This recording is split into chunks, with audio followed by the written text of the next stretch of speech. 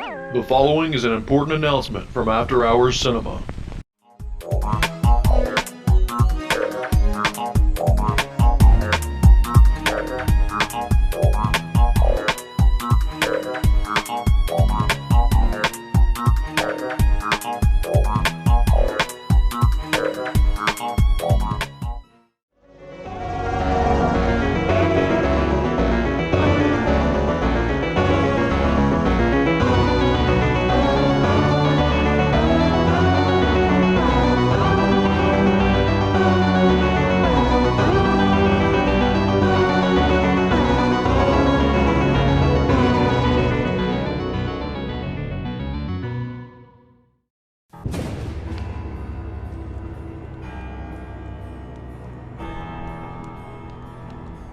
Hey, and welcome to another episode of After Hours Cinema. I'm your host, Lee Turner, and tonight we're venturing back 70 years to 1951's The Unknown World, a black and white science fiction adventure film that is somewhat of a mixture of Journey to the Center of the Earth meets The Core, if those films were made on a microscopic budget and were chock full of stock footage, but I digress.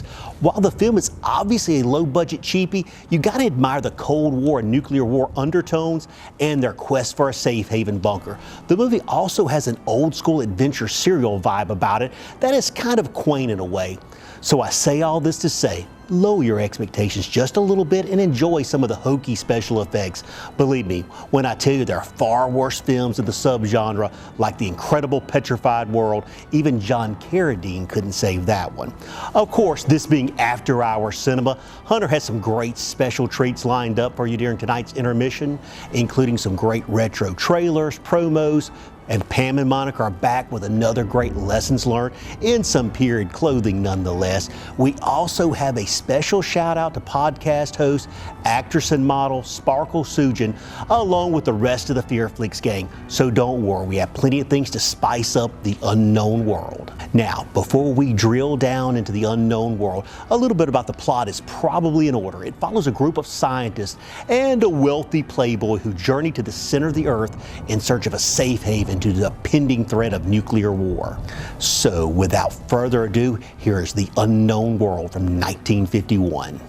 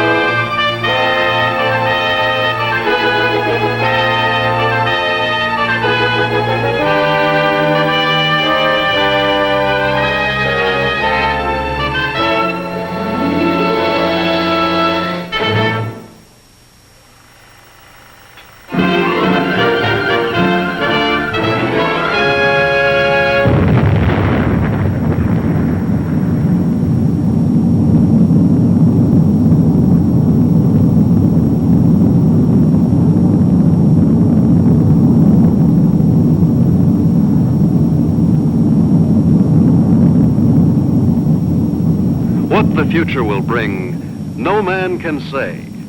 But one fact is certain. Mankind stands at the crucial crossroads of history, the threshold of a new era, the atomic age.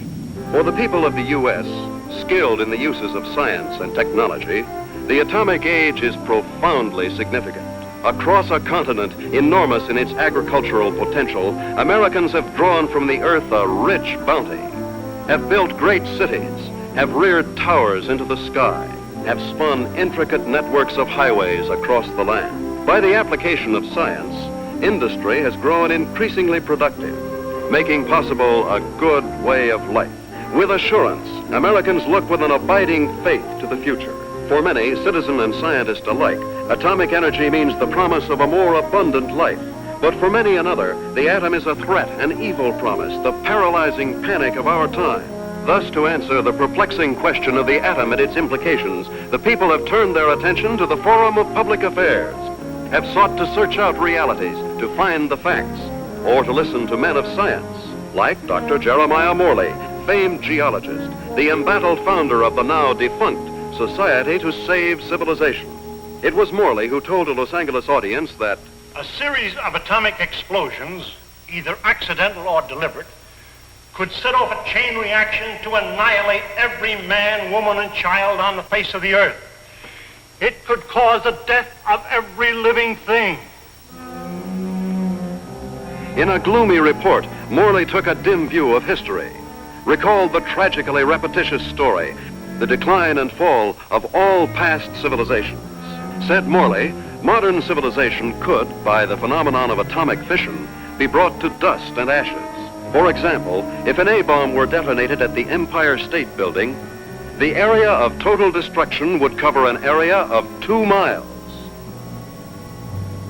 Now, since the A-bomb is already obsolete, consider the area of total destruction of an H-bomb. And science has promised us bombs 1,000 times more powerful, poisoning with radioactivity all the air and water of this earth. This could mean not only the end of our own civilization, but the very possibility of any future civilization. What are we going to do about it? I'll tell you what I'm going to do about it. I have a plan to preserve human life on this planet. I hope you will join with me in carrying it out.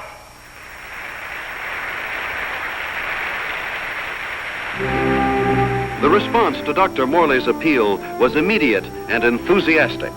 The Society to Save Civilization was set up. To its headquarters flocked amateur do-gooders and professional scientists. From them, Morley chose a staff of experts. Dr. Max A. Bauer, eminent geophysicist, ousted by Hitler from the University of Munich in 1933. Dr. James Paxton, metallurgical engineer, twice winner of the McKenna Scientific Award. Joan Lindsay, medical doctor and ardent feminist, who, for her research in biochemistry, was named winner of the annual award by the American Confederation of Women Scientists.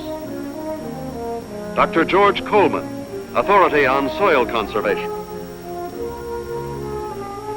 And Andrew Ostengard, sandhog, explosives expert, Marine veteran of World War II. It was this team, qualified each in his own way, that helped set in motion Morley's audacious project, a daringly planned program, which he took 3 months later to the board of directors of the Carlyle Foundation.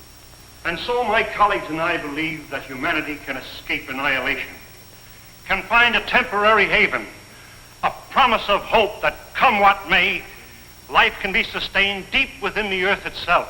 Far below the surface, we shall seek a natural, a geological shelter. We have a team ready for the effort. All we lack are funds. Can we get them from your foundation? Dr. Morley, I believe it would expedite matters if I were to ask the questions. We're laymen, you know. First of all, isn't the inside of the earth solid?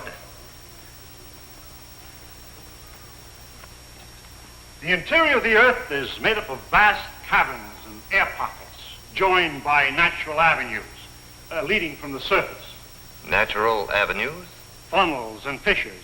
Such a fissure lies within the world's largest extinct volcano at Mount Nelly. That is where we intend to start our journey.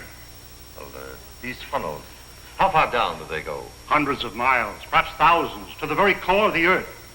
But isn't the inside of the earth, the very core, a molten, fiery mass? To the contrary. The latest body of theory holds that the inside of a sphere, such as the Earth, is cooler than the temperature at its surface. And how would you traverse these thousands of miles? Dr. Coleman, the perspective drawings, please. This is a cyclotram. A what? It's an amphibious conveyance based on the principles of an ovoidal bathysphere. A what? Like a submarine, with the mobility of a tractor. Its head contains a burrowing device, and its walls can withstand extremes of temperature and pressure. But even with the cyclotram or the bathysphere or the whatnot, how do you know you'll be successful in finding this underground haven? We don't know, but we must try. There is no other alternative, no other course, no other hope of keeping the spark of life alive. And the cost?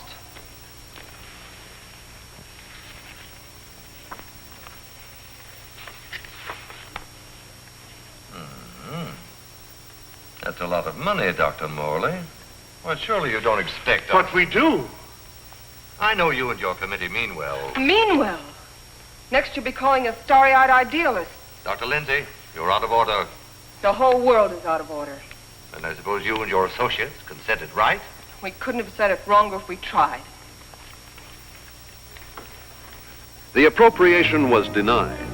To carry on his work, Dr. Morley issued repeated appeals to the members of the organization. It failed. And so, last week, the Society to Save Civilization was itself extinct.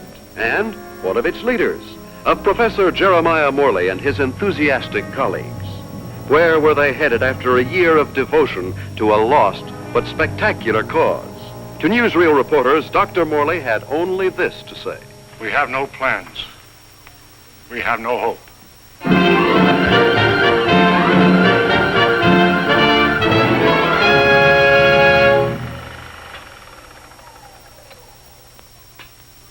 Better stand by, Frank. We may want to run that again. Well, gentlemen, what do you think? It's like asking a man what he thinks of his own obituary. I thought you'd like to see it for its release in case you had any objections. Now he thinks of our objections.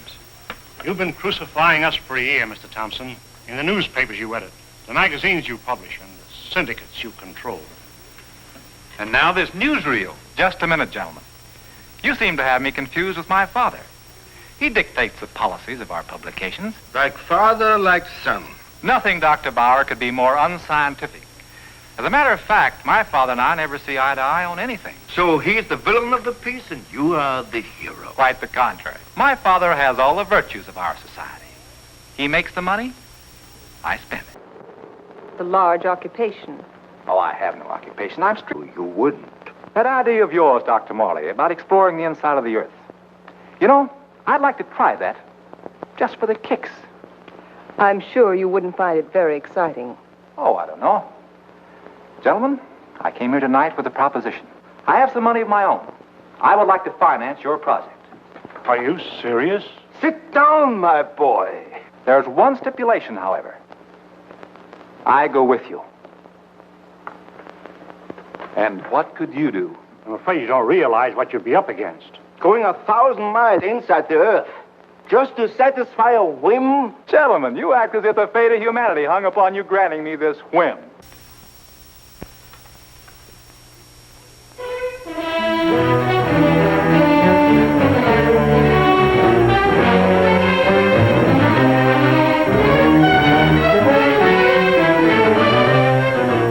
Plans for the expedition are being completed ahead of schedule. And Morley is pleased with our progress. The cyclotram nears completion. Adequate nutrition in concentrated form has been perfected.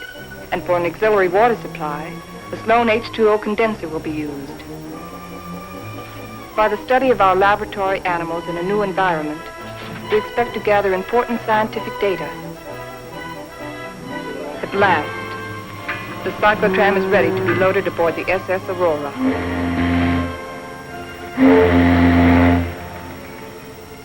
Our destination, the extinct volcano, Mount Nele, where the inside of the Earth begins. This was our base, a lonely, desolate beach at the foot of the extinct volcano.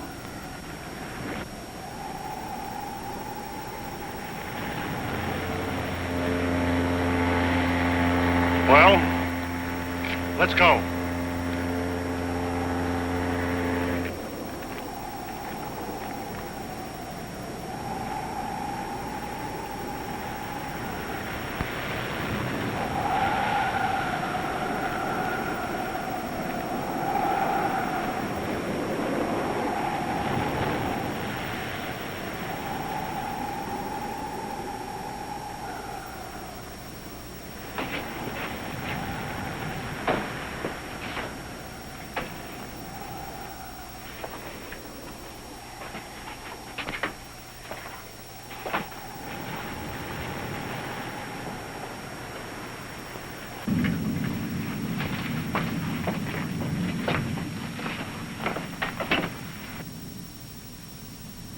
What a place to spend our last night on Earth. You sound like we'll all be dead in the morning. It's a possibility if we stay here.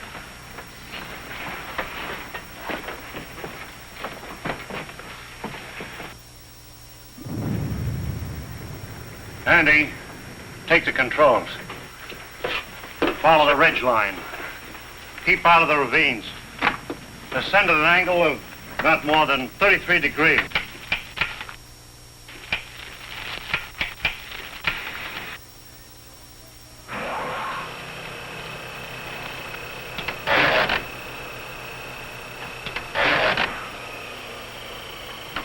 Something's wrong.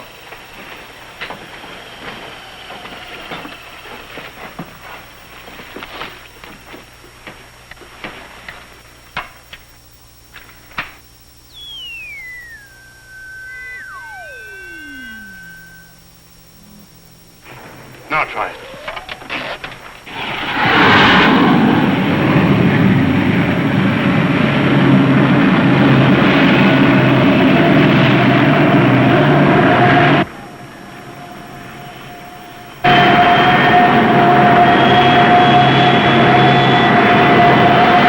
Sustain 2,000 RPM.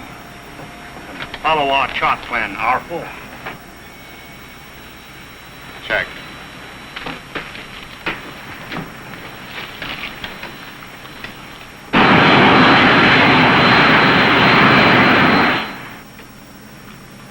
What's our elevation now? Approaching 6,300 feet. Angle of ascent, 19 degrees. Speed constant, 2,100 RPM.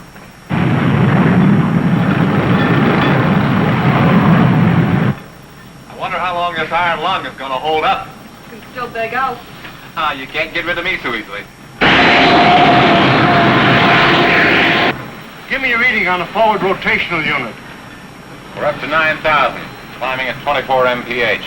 Angle 31 degrees. At that rate, we'll make the summit in 4 hours.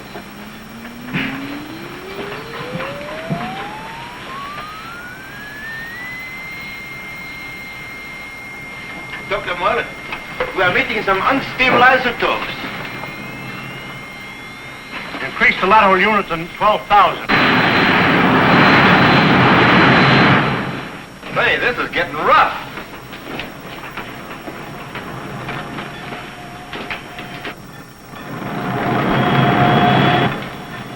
We're approaching position R4. Our computations show an error of less than plus 0.14. Good. We'll reach the summit in 30 minutes.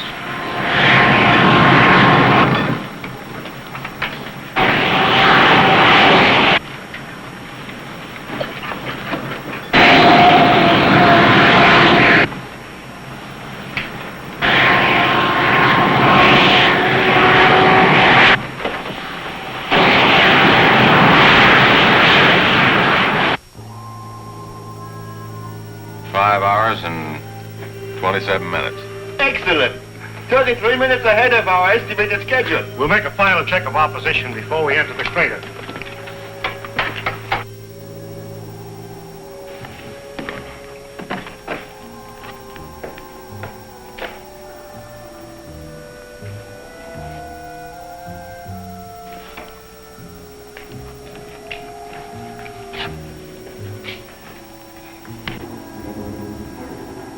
Sure glad the professor picked this volcano for our expedition.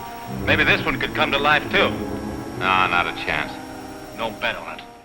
We hope you're enjoying your visit here this evening. Now, on with the show. Hey, and welcome back to our first break of tonight's movie, The Unknown World from 1951.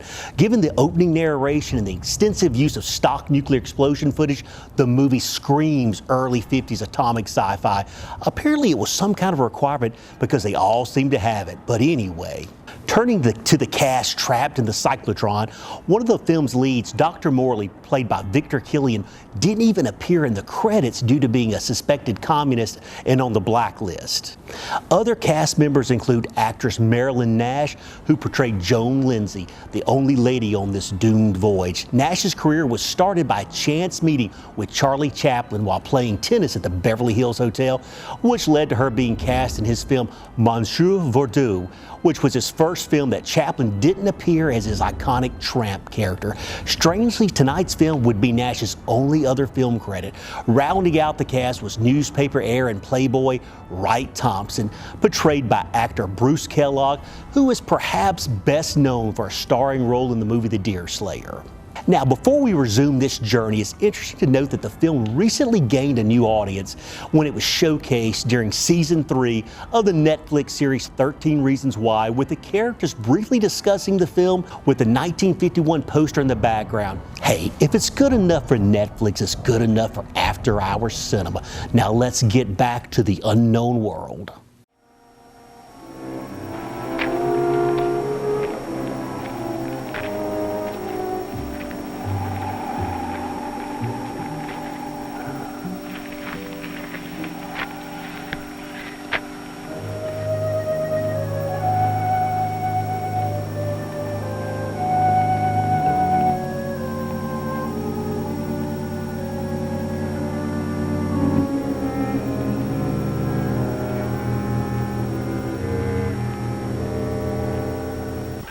There's no reason for us to wait till dawn. We'll proceed into the crater now.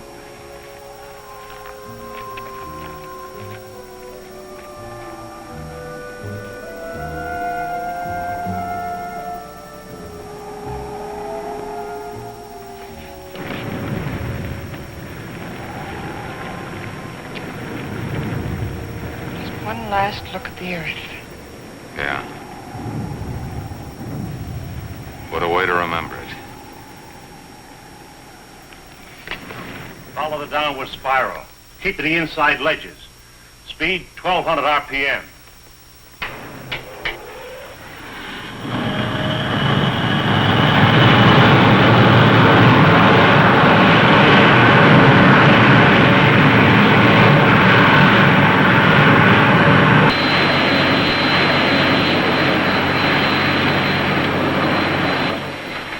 Brother, it's really black out there.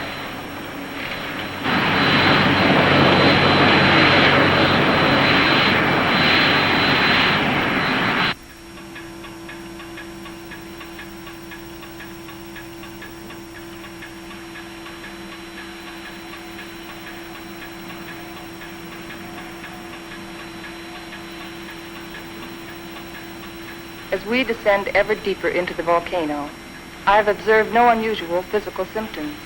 Paxton seems withdrawn, irritable, but with such an annoyance as Wright Thompson present, the condition may not be considered abnormal.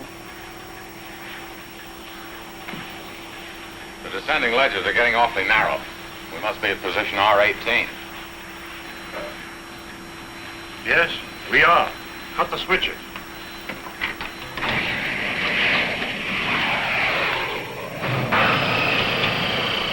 We'll be doing some hiking now.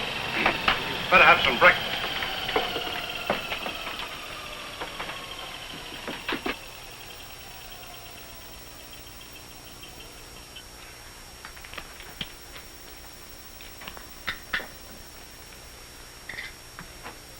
Rise and shine. Morning. How can you tell? Breakfast is served. Breakfast. Well, I've always said there's nothing like starting off a hard day's work than with a good breakfast. Hey, Doc? How would you know? You don't like my kind of guy, do you? Not very much. But I'll make an exception of you. You I don't like a lot. Coleman take the controls. We'll scout the way on foot for you. Follow on down along the widest leg.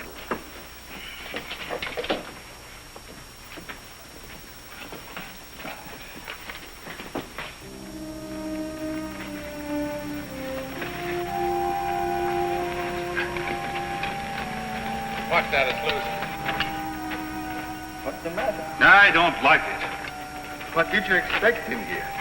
A Garden of Eden? I'm not talking about volcanoes. I mean Wright Thompson. He doesn't belong here. None of us belongs here. We're doing what has to be done. He doesn't feel that responsibility. He's just a useless piece of excess baggage, a selfish thrill seeker. But without him, there'd be no expedition. Pardon me.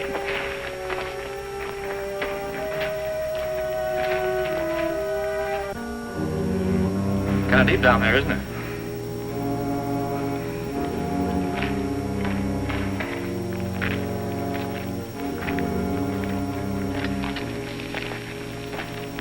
Nice friendly bunch, those scientists. Oh, what's your trouble? Oh, nothing, but don't they ever talk? Not unless they got something to say. That's the way it is with smart people. Maybe they're not so smart. Maybe they don't know what they're doing down here. Listen, Buster, each one of them has taught at more colleges than you flunked out. So what are you doing down here among all those brains? I managed to make myself useful. It might be well if you did the same thing. Doing what? This.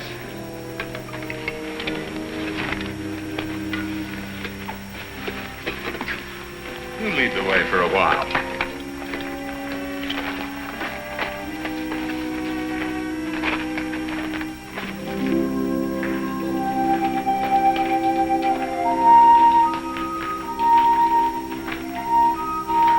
We've hit bottom. Rock bottom.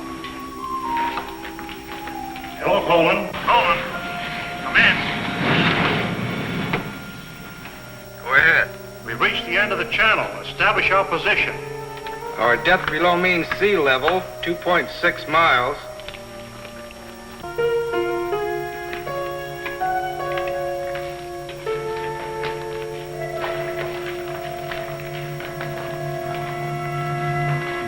The Angstrom Underground Geological Expedition reached this point June 12, 1938, and was unable to proceed further.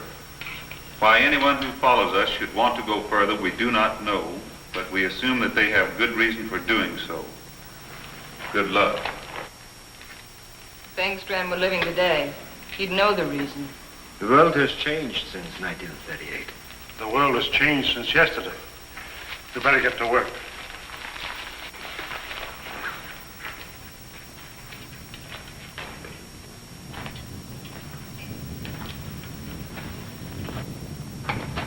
Look! That's pressure from the other volcano. We'll have to work this side.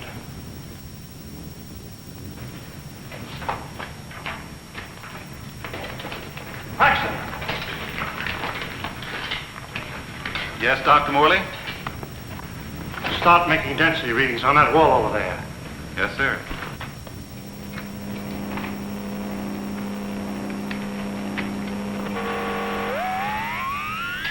This is it, the point of least resistance. Okay, Andy. I'm ready. We'll all go back to the cyclotram.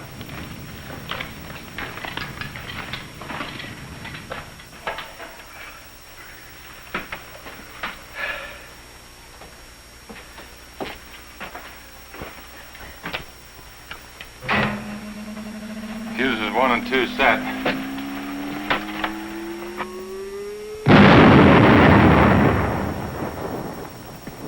I wonder what we'll be running into. There's only one way to find out.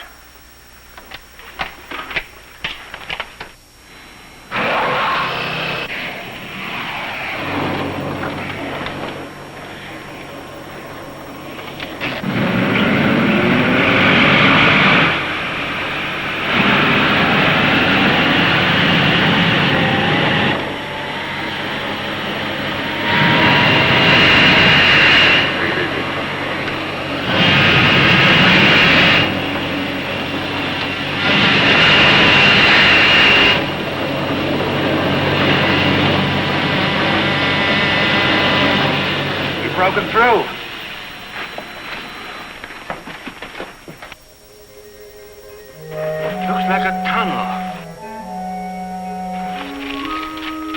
So far, so good. Put on your gas mask just in case. Coleman, we'll set the pace. You follow along with the cyclotram.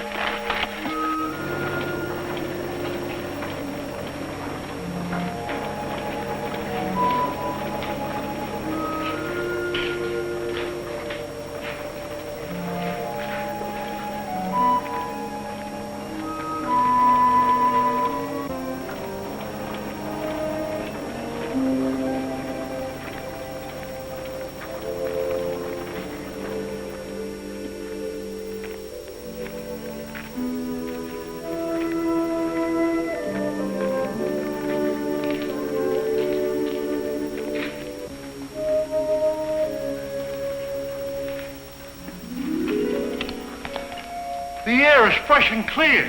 You can take your masks off. Pressure seems normal.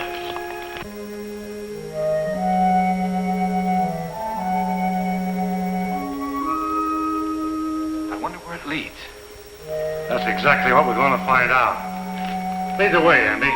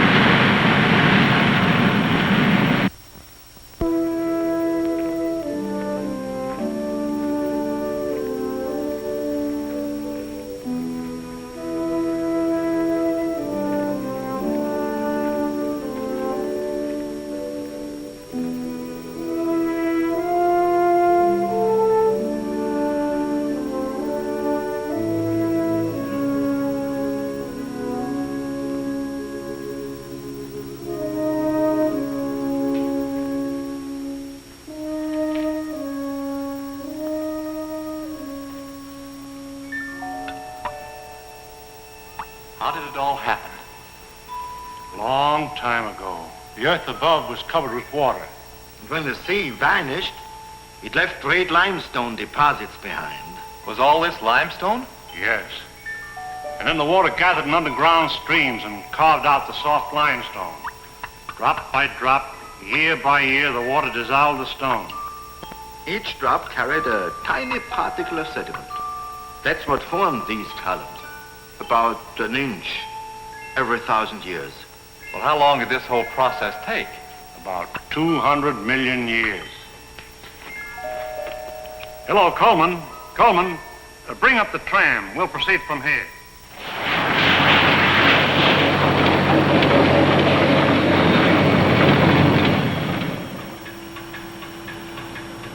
We're down 100 miles. You better pull up. Cut the switches.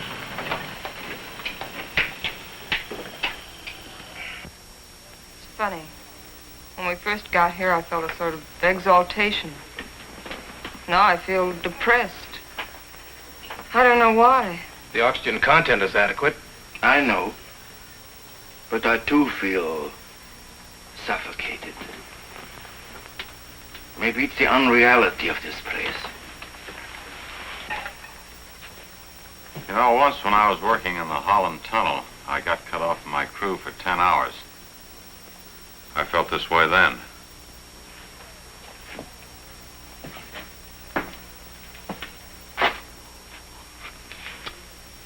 I think I know what it is. It's loneliness. It's a feeling of a person away from people. I felt it on the top of a mountain in Tibet, in the jungles, and on the Arabian desert. It's like the last cord tying you with humanity has been cut. It's more than that. People have dignity only in relation to many other people. Alone, a man is as useless as any rock out there. No, you're both talking nonsense. Nature doesn't influence man. Man influences nature. One man, one strong man, can change nature. Oh, you're wrong, Dr. Paxton. It isn't one man. It's many men working together. Right, teacher? Men together are no more than sheep. One man standing alone leads the way. Then the sheep follow. Please, gentlemen. Well, I'm please. embarrassed for all of you who call yourself scientists. Swayed by a self-indulgent young fool. I'm going ahead. I hope that by the time you catch up with me, the atmosphere will have cleared the cobwebs from your brains.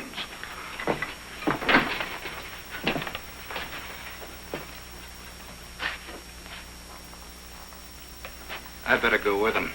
It isn't safe for a man to be alone down here. Ah, he's all right. He's the leader type. I'll go with him anyway. There wouldn't be leaders if there weren't sheep like me to be led.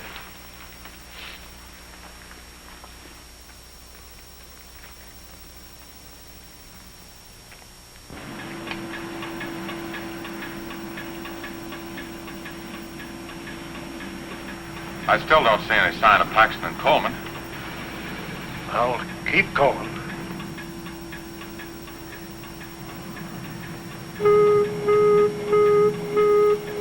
Gas!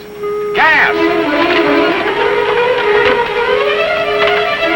Paxton and Coleman. They forgot their gas mask.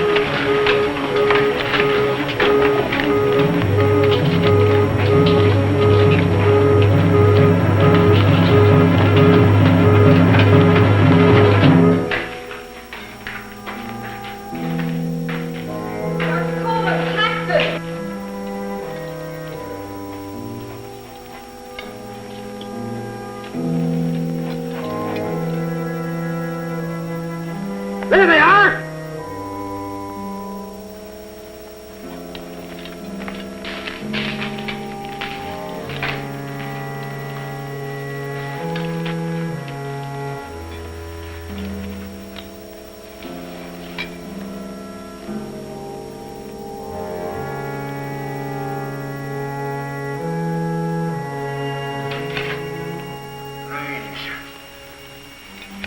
Digging a grave 110 miles under the earth.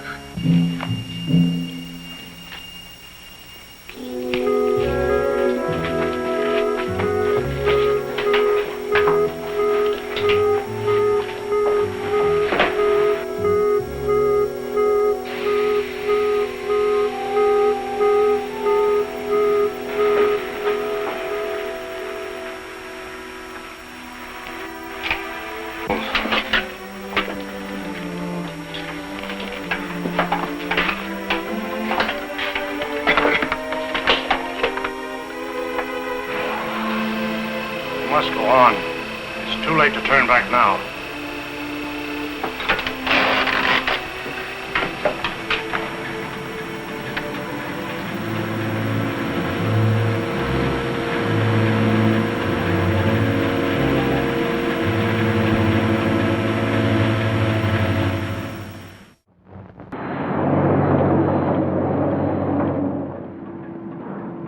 No.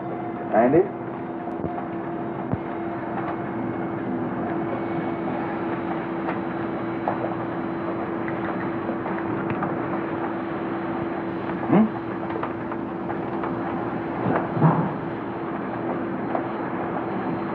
You know, right now I'd give $1,000 for a good hamburger. And another 1,000 for onions on it.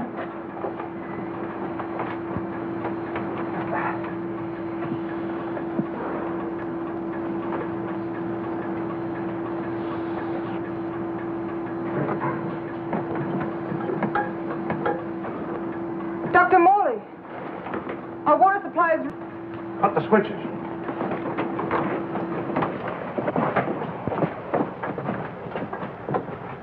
Polluted by the gas fumes. Yeah, somebody left it open. Back there just before Paxton and Coleman took off. I guess I forgot to close it. Oh, Andy! It was an accident. An accident? We may never find water again. Now I suppose you'd give $1,000 for a glass of that. Andy, there's a job to be done. We've got to find water fast, and in this area. Yeah, I know. We got about a chance in 1,000 of finding it. Hey guys, actress Monica Hayes here. Hey you, sit back down, don't go nowhere. We have a lot more coming your way. The following program is intended for a mature audience. Viewer discretion is advised.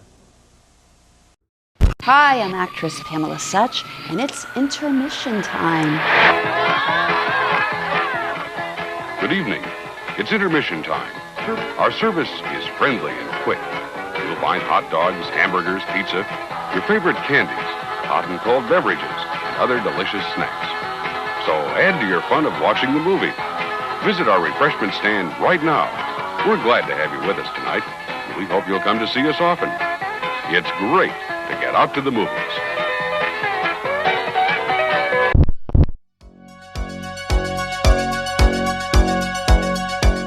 Check out these shows available now on FearFlix. And welcome to another collection of frightfully good films from FearFlix, Gothic Horrors, with me, your host, Malvolia, the Queen of Screams.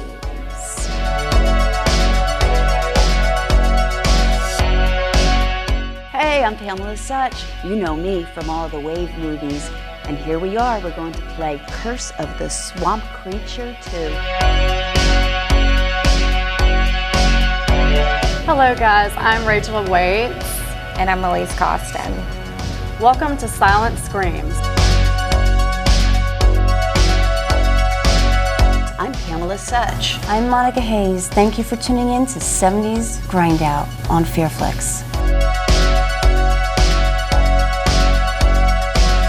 Hey y'all, I'm Sherry Davis, your host for this wild and untamed collection of horror films from FearFlix. We wrangled up a selection of Texas horrors for this one. Welcome to Lone Star Horrors.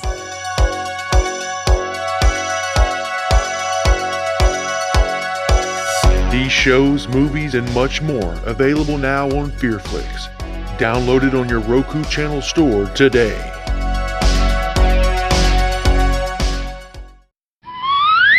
Hi, you hungry? Looking for a tempting treat?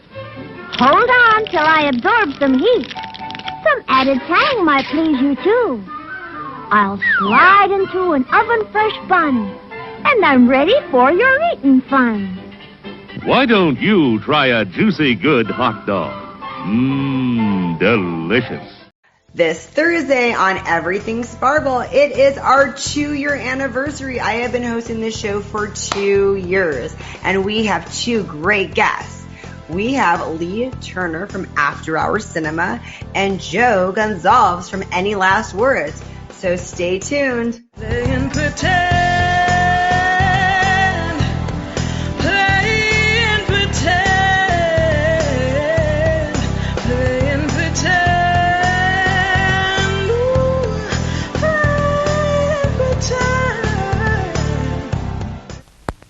Our hamburgers are the finest. Quality beef expertly prepared for extra deliciousness. Treat yourself royally right now. What a hamburger. Hi all, I'm Rafflesia. Thanks for following Spoopy Movie Time. Season 2 has started and we have all new HD gear, but the same characters and same public domain films. We've worked hard this season and can't wait to share it with you on Amazon Prime.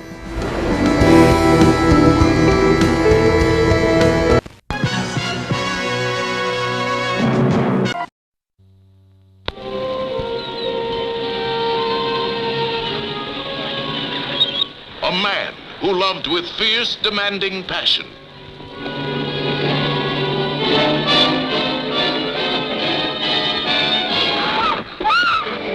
A monster who ran wild in a reign of terror that spread murder in his trail.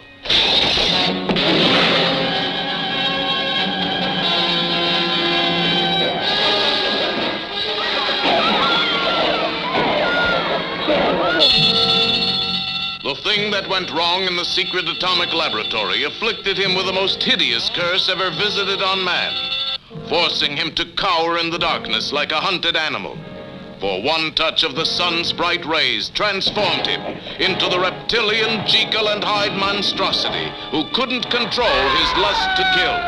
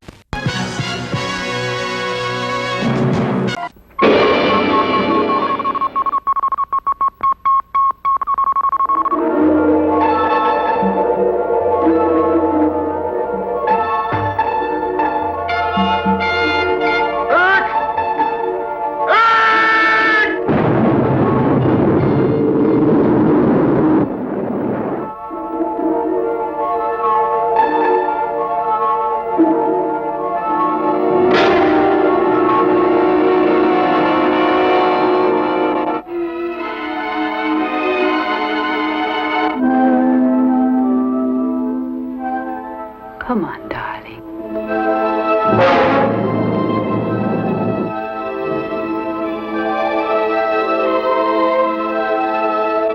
Is the seventh planet a world with a seventh sense? Can they make things and people appear and disappear? Who opened the airlock? Have they new and terrifying powers of mind over matter?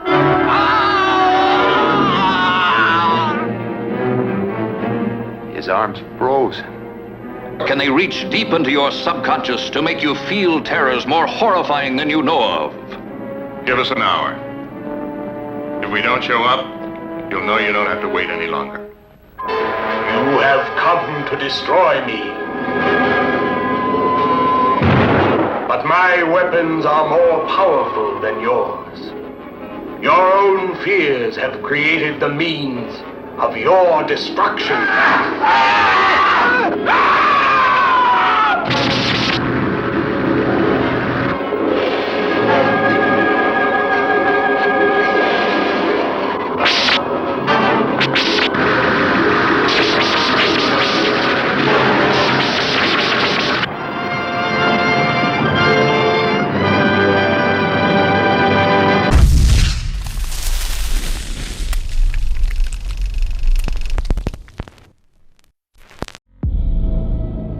Curse is pain.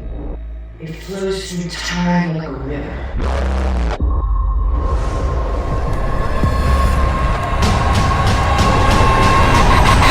Kimberly.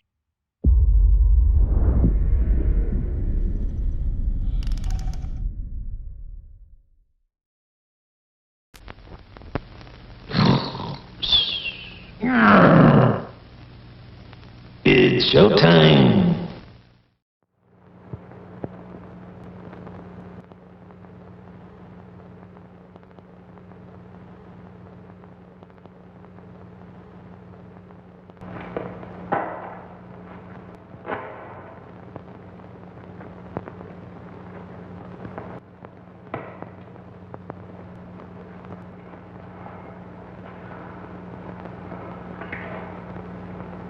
Look, there's Andy.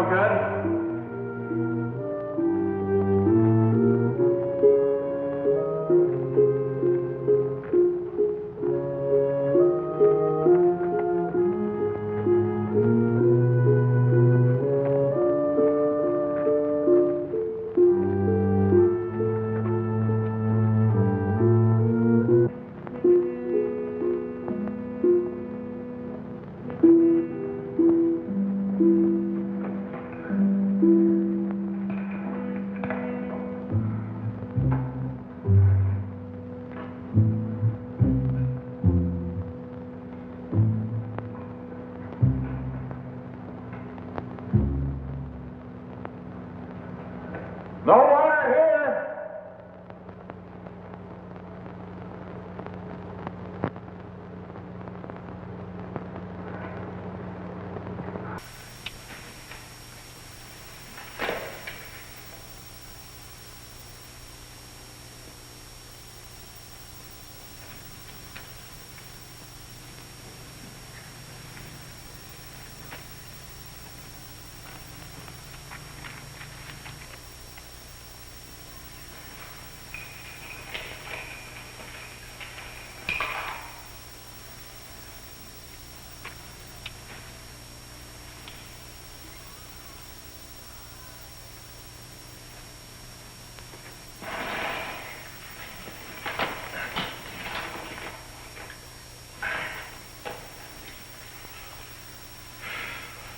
Thing like this is enough to drive a man stir crazy. It's no use. 240 miles inside the Earth. Yeah, and no water.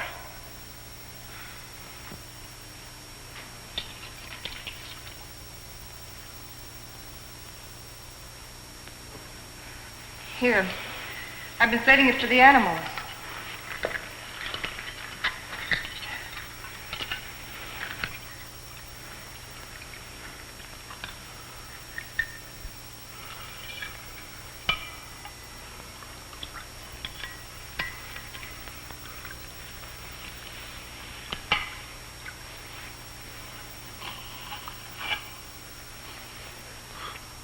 Go ahead.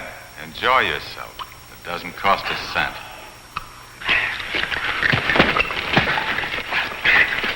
Stop it! Andy! This is ridiculous. We have something larger at stake than your personal petty feuding. Now, you two can come with us or stay here and kill each other.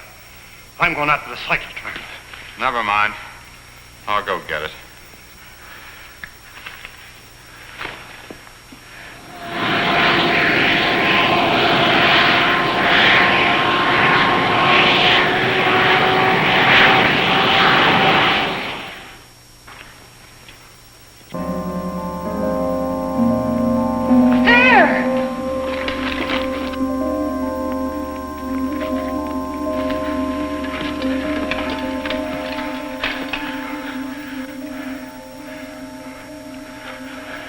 Oil. Listen. Sounds like running water. But where is it coming from? It's behind that wall!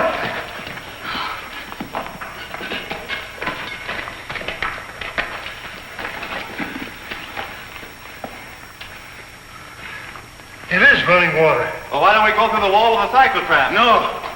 There's this brother. There's still such a thing as too much water. It could be an underground sea. Andy, bring a couple of heavy hammers.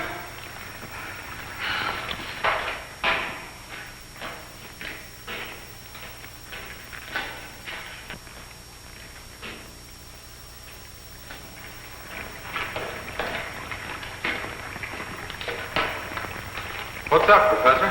We think there's water behind that wall. Try breaking it in. Sure.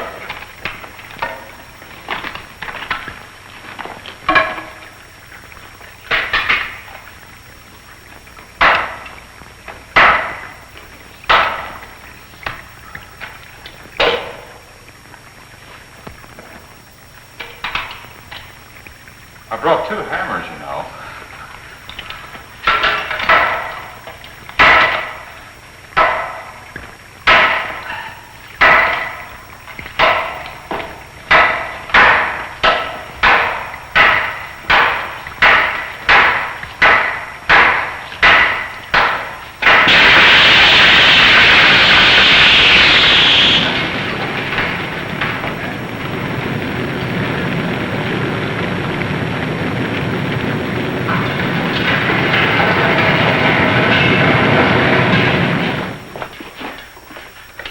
Come in here. Let's take care of that arm.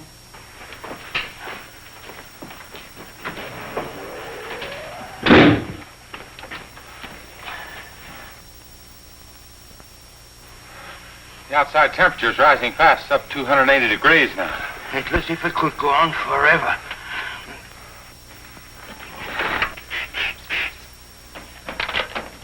Hold it out there.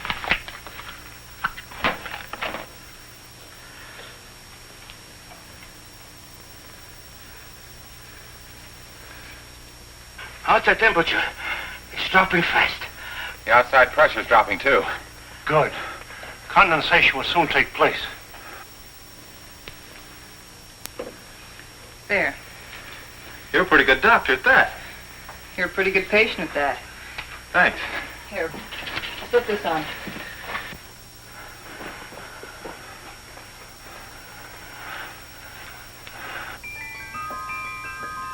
There's water. Look. Look at it. There's water.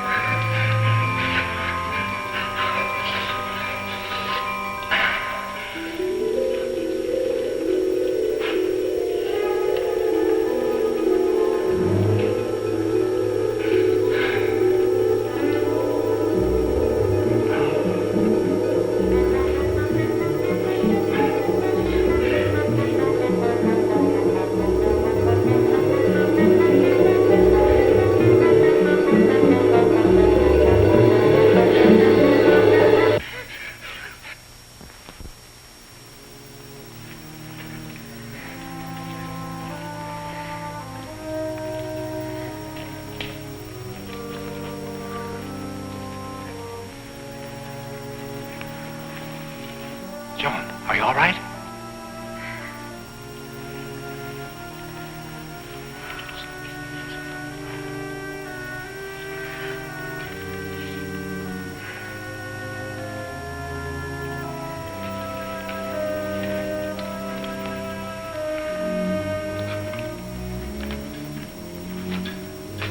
Well, what shall we do now? All right, I'll say it. I'll say what's on all of our minds. Don't try to read our minds, Thompson. Just speak for yourself. Then I say, let's go back. And I say go on. But look at Joan. We've gotten nowhere. Deeper and deeper into nowhere. We've failed. Would our failure be any less if we turned back now? Our chances of living would be greater. If we go on, we're dead. As dead as Paxton and Coleman. That's a chance we have to take. The stakes are high, higher than our lives. They involve the life and death of all mankind. That's a great speech, but I won't buy it. All right. Let's put it to a vote. Thompson? Go back. Andy? Go on. Bauer?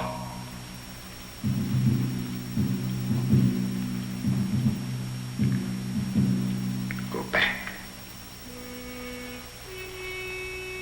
Go on. Seems to be a deadlock. I suppose none of us would like to reconsider? Doesn't woman suffrage count here?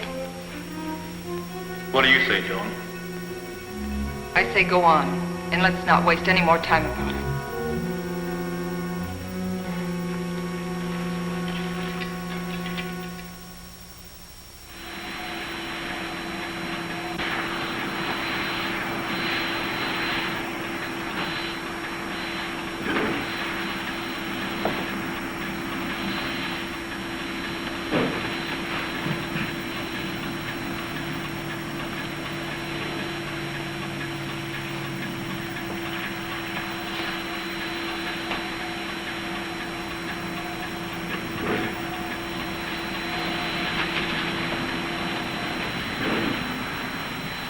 How are those burns coming along? Good as new. How are you, Doc? Oh, I'll get by. Here. What's it for? Does it have to be for something? Does everything have to be functional? It's a good luck ring. Saved my life in Tibet. Here, take it. Why give it to me? Haven't you ever been romanced before? Not 900 miles below sea level. Then it's about time. If there were any flowers around here, I'd pick them for you.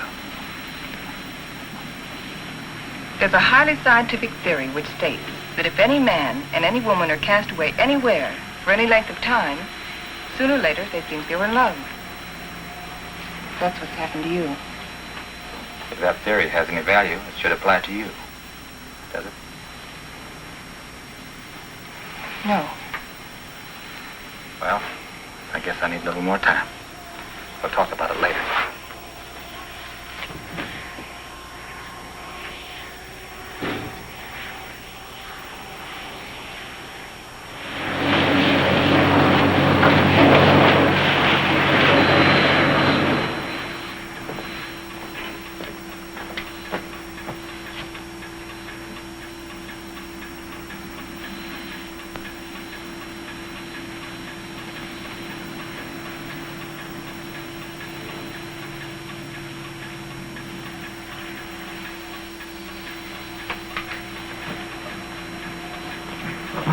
Say, how about pulling this jalopy level for a minute? Just long enough for us to get out of these straitjackets and stretch.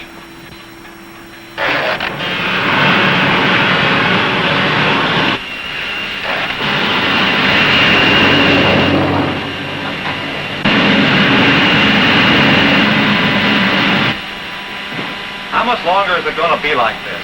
Oh, right. What difference does it make? Plenty. If it's going to be like this the rest of the way, why go on? Why waste time? That shouldn't make any difference to you. You've never done anything but waste time. Listen, you meathead. Just because you're a sandhog that likes to go grubbing around in the ground. And you're a mountain goat with his head in the clouds. Stop it, both of you! I've had enough of this. What happened? I don't know. It's much water.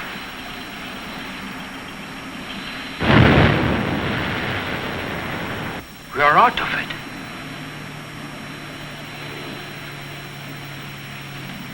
This might be what we're looking for. Let's make a landing and explore the area.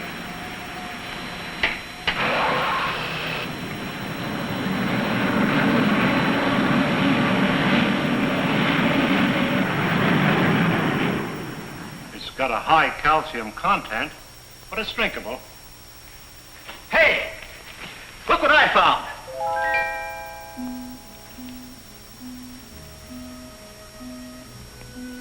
They're cave pearls. Cave pearls? How much are they worth? Calcium carbonate. Calcium carbonate. Well, how about this? Sulfate of lime. Plaster of Paris. Professor, you take the romance out of everything. Here you are, Doc. 2 souvenirs from Hades, vacation land of the underworld. Thank you. Back home, I'll be the envy of every kid on the block. I'm not so sure, Joe. Take a cave pearl into the sunlight, turns gray and ugly. And the flower? It'll crumble to dust. Hey, Professor, how about these fish? It's a rare species. They're edible, though. They have no eyes. I think I'll stick to pills. They lost their eyes 10 million years ago.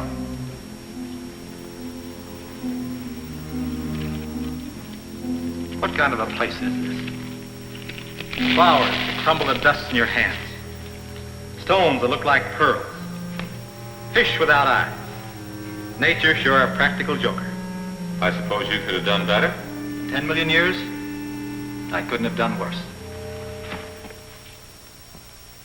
Morley believes this is the shelter we've been searching for. A valley of shadows, where light can be sustained. A shelter for humanity. And yet our morale is very low. What do we want? A ray or two of sunshine? A change of seasons? Starry nights? In this graveyard, Morley thinks we can build a new life right here. You mean this is what we're looking for? You'll get used to it. Well, who wants to get used to it? Why don't we go on? A little further. But we've come 1,100 miles already. How can you measure what we've been through in miles? I say let's go back or go on. But this is no place. What is your wish? We've come so far, let's go on.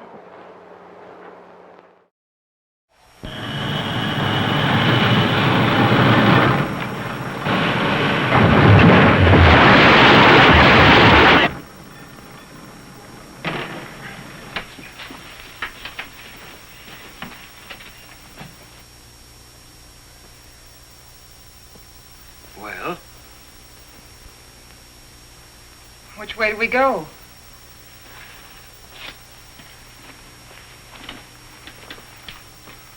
I suppose we'll have to explore both channels.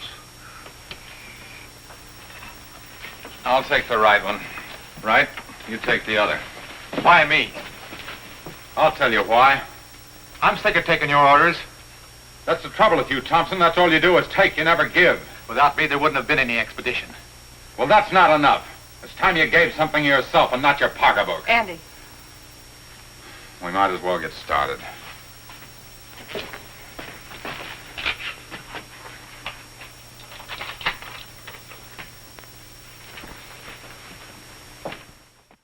Hey, and welcome back to After Hours Cinema, our final break of tonight's movie, The Unknown World. Believe me, there is a moral to this story, so hang in there. Besides, Pam and Monica have another great lessons learned, and if anyone could know how to survive and thrive on this journey, it's these two Scream Queens. Let's see what they got to say.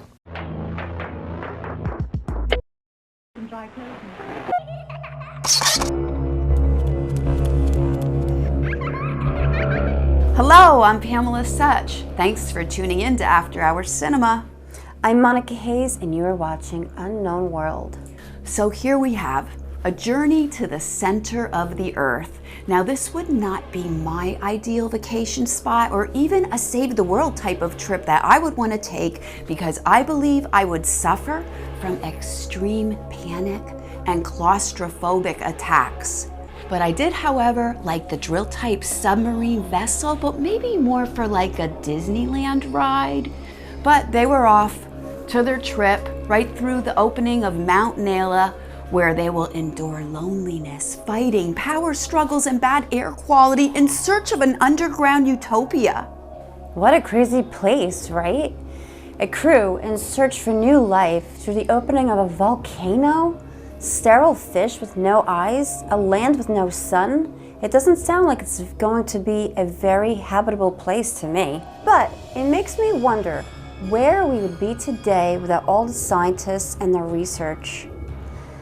I would like to thank every scientist out there for their hard work and their research, and judging by this movie, a lot of sacrifice. I'm very grateful for you guys. So, for my lesson learned, don't dig yourself into a deep hole thinking that you are going to reach a non-existing paradise. Rise above, breathe the real air. As we have seen, this dreamland was not made for procreation. My lesson here is set your differences aside. It could save your life one day. Be the bigger person. I know it could be hard, but no matter how hard it is, it will pay off one day. My second lesson, if taking a journey to the core of, let's say, any planet, bring a backup water supply. I mean, it was an honest mistake leaving the lever open, which doesn't help the water situation, no, but at least he owned up to it. Yes, he did. But you can never be too prepared when driving into a volcano. And a shout out to Joan, the only female on the expedition that had the final say to go or not. A great step forward for the women of 1951. So enjoy the rest of this flick and stay tuned for the unsuspecting outcome. And check out Fear Flicks on Roku. Also, SirenTales.com for more rare flicks. Well, I hope you enjoyed that throwback lessons learned. Now let's get to the finale. And now, on with the show.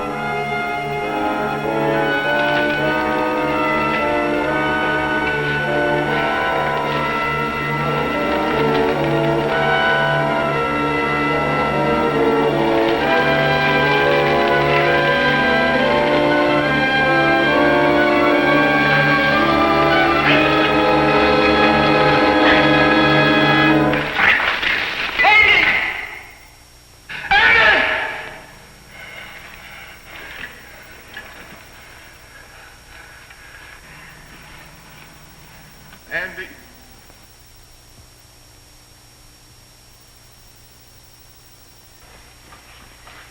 You're supposed to be taking it easy. Try to get some rest. Listen to me, Wright. You've been like this for days. How long can you keep it up? He didn't like me any more than I liked him. Yet he saved my life. It doesn't help brooding over it. But he died saving my life. He did what he believed was right.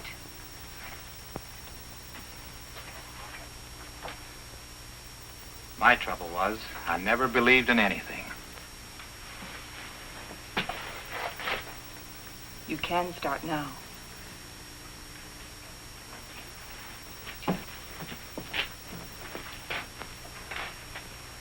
Morley wants to go back to that Valley of the Shadows he liked so much. Well, it's better than this. But it isn't good enough. What do you want to do? I too want to go back. But all the way back. Now that Andy's dead. Now that Andy is dead, we've got to go on. We've got to, until we find what we're after. If we fail, then we can talk about going back.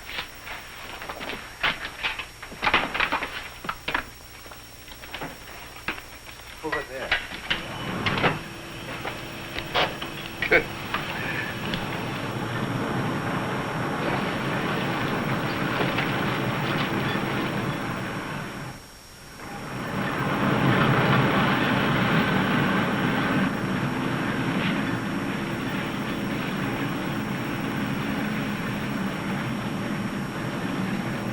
This must be a continuation of the other river. No, I think it's just a seepage from it. Listen. What's that?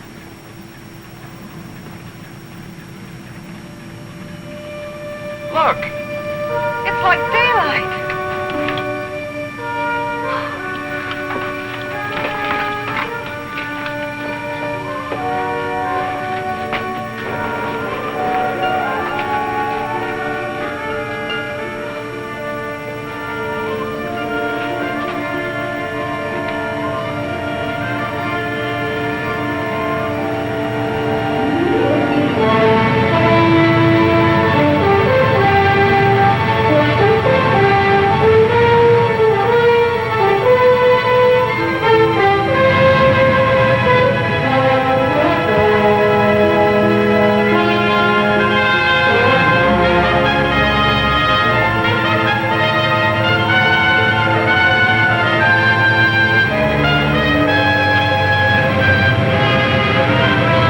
Like a dream after a terrible nightmare. I think we found it.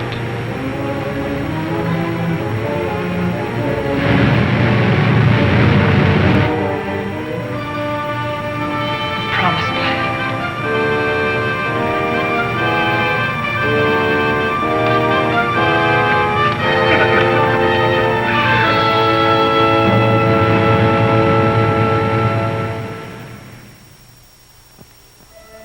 We have discovered a vast and radiant cavern deep within the earth.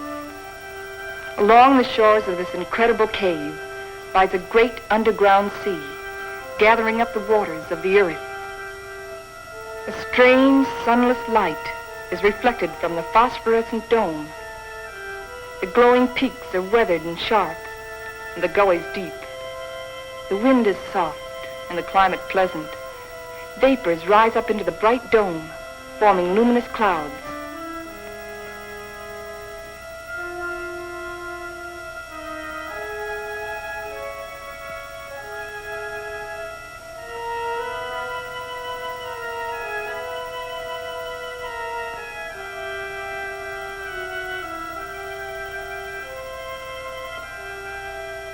The area is rich in chemical resources. That means power and industry, according to Bauer. And Wright says a real estate boom is on.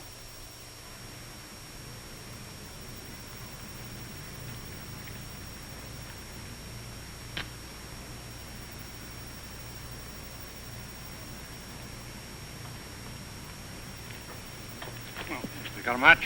Sure.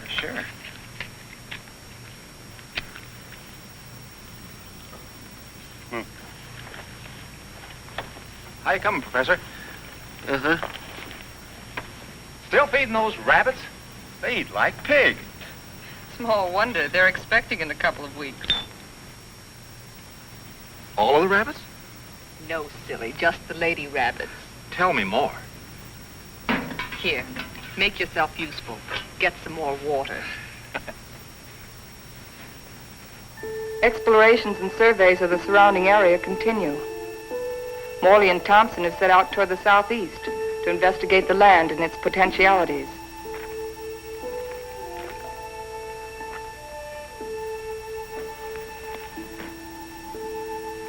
This is a strange kind of sand. That's not sand, that's volcanic ash. The ash will make good fertilizer for our crops. Crops? Let's face facts, Morley. This is a desert. The very word means deserted by life. And you talk about crops. It can be irrigated. This country has everything. Water, soil, air, heat. Yeah, you're forgetting one thing, though. No sunlight. Science can adjust that. Crops can thrive without sunlight. Perhaps. But can we?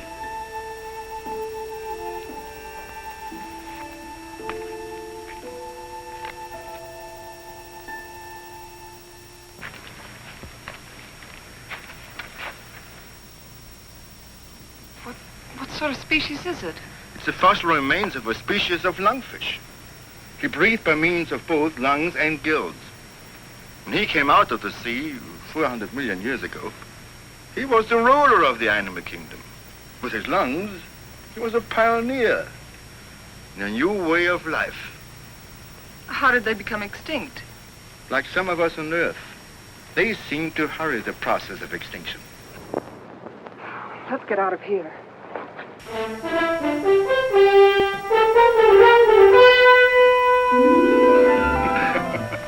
What's the matter? You act like you swallowed a canary for breakfast. This is the day, right?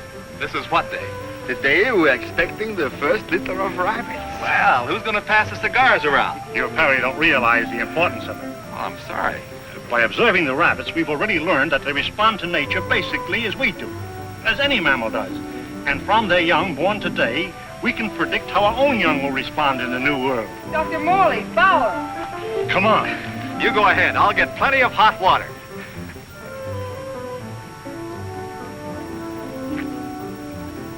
Well, how many boy rabbits and how many girl rabbits, huh? What's the matter?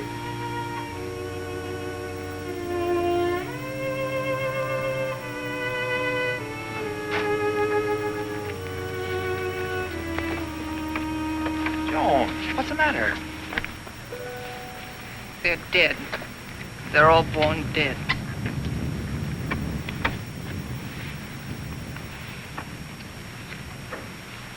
I can't understand it. Why? Why? There must be some cause, some biological reason. We've been searching for causes. Our investigations have been checked, tests rechecked. Examination of genetic tissue proves that all experimental animals born here are sterile.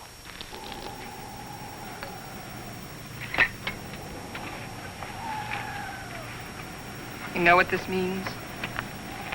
This new world. A haven for the dead. This is the end of the line. Now we know that the human race cannot reproduce itself in this underworld region. It appears our mission is a failure. Then we can't stay here. At least one generation could. And after that, what? The end of humanity. That I won't accept. Neither can you run away from facts.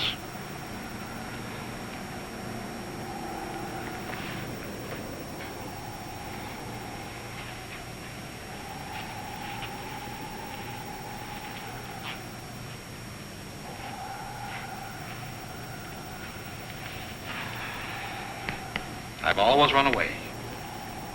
Climbing mountains. Trying to prove something. I don't know what. I too ran away instead of fighting. And now I've run away again.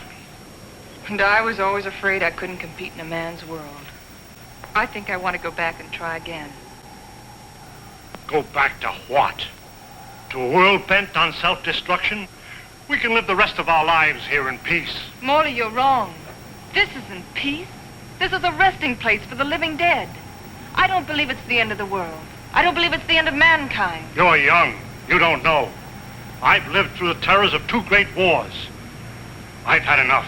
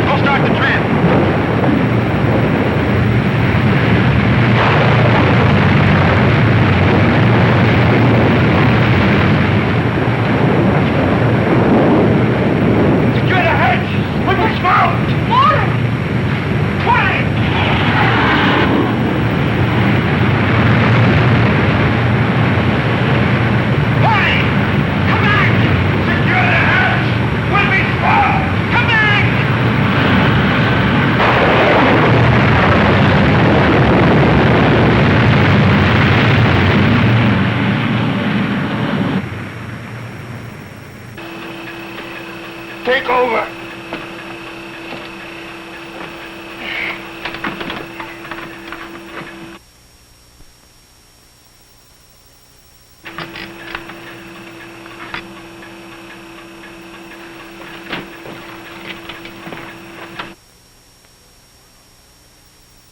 Something's wrong. Something's pulling us down.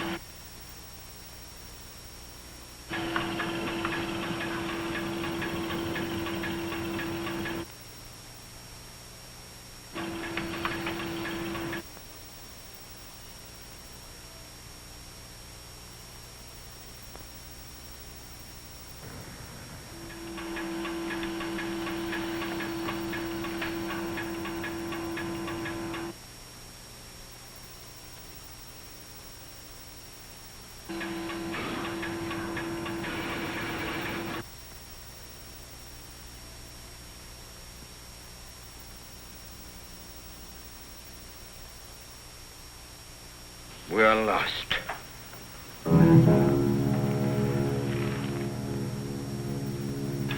We're in a blind alley. Ever since we started, we've been in a blind alley. We can't bury ourselves in the earth and expect to live. Maybe that's the secret. Morley understood. Strange. We didn't know it before. I used to be afraid of death. I was afraid of life.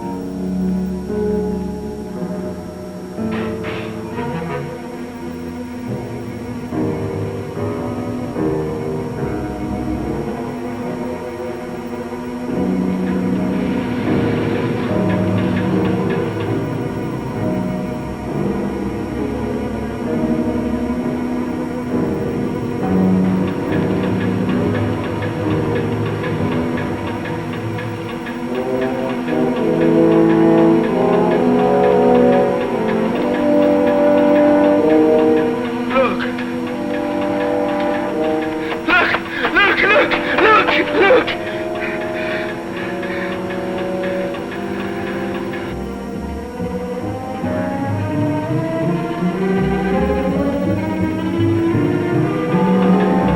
That's strange. How could it be?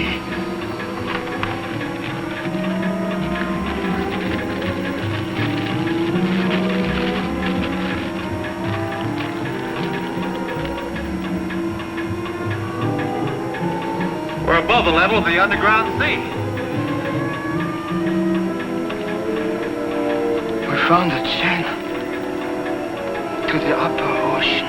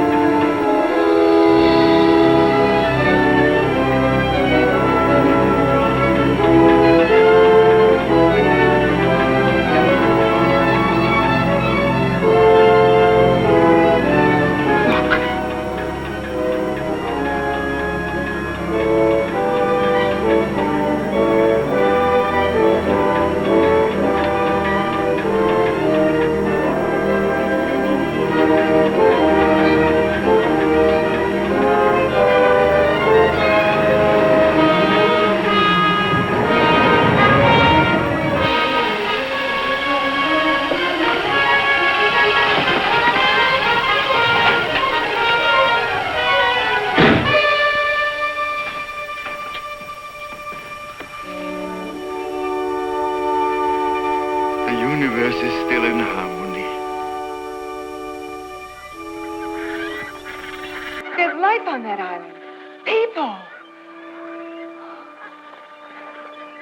I feel like I'll live forever.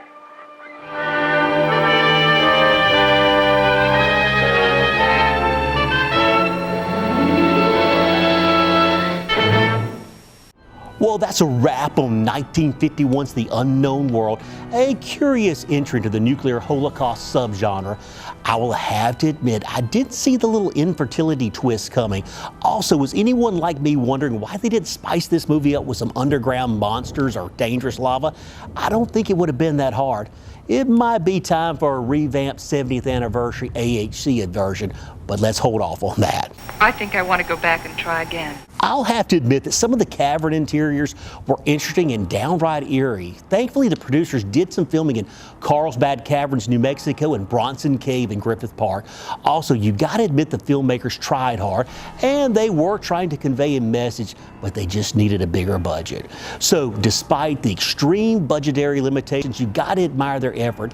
For this and other reasons, The Unknown World earns the After Hours Cinema Seal of Approval. Be sure to tune in next week for another great low-budget film. Until then, I'm your host, Lee Turner. Let's keep those B movies rolling, guys.